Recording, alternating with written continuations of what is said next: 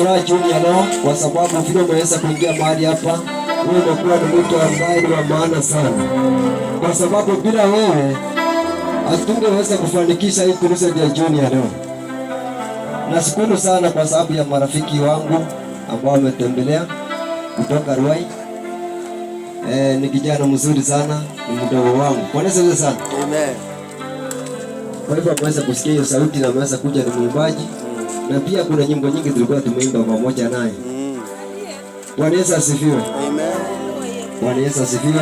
Amen. Kwa hivyo unapoelekeza mtu kwa Mungu, umwelekeze katika njia ambayo ni mbaya, umwelekeze katika njia ambazo ni nzuri. Mpendwa, najua kwamba neno tumelisikia kila wakati, lakini najua kwamba neno linapokuja kila wakati linakuja na new revelation. Kwa hivyo jioni ya leo tumekuja kwako kukutangazia habari ambayo ni njema.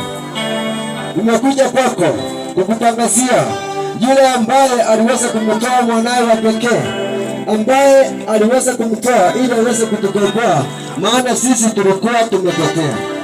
Nimekuja kutangazia habari njema ya yule ambaye anakupenda hata kama wengine wamemkataa. Mpendo, nafika mahali kwamba hata wale wazazi wako wanaweza kukutenga. Biblia inaambia kwamba mama anaweza kuzaa mtoto na umnyonyeshe kisa aweze kumwacha ama kuweza kumsahau, bali Mungu anasema kwamba yeye aweze kutusahau wala kutuacha. Yeye ni msaada wa karibu wakati ambapo tunapomhitaji. Bwana asifiwe sana. Kwa hivyo jioni ya leo mkimbilie Mungu, kimbilia hiyo sauti unaposikia mahali ambapo inapoongea. Hapo ndio kuna msaada mpendwa. Bwana yeye hakuna msaada.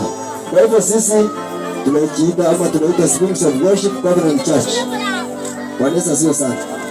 Ni kanisa ambao tunahubiri neno ambalo ni la kweli, the pure gospel. Bwana asifiwe sana. Mahali hapo unapoingia, sisi hatufanye sira za kazi watu wanafanya pale hapo mji wa Nairobi. Bwana asifiwe sana.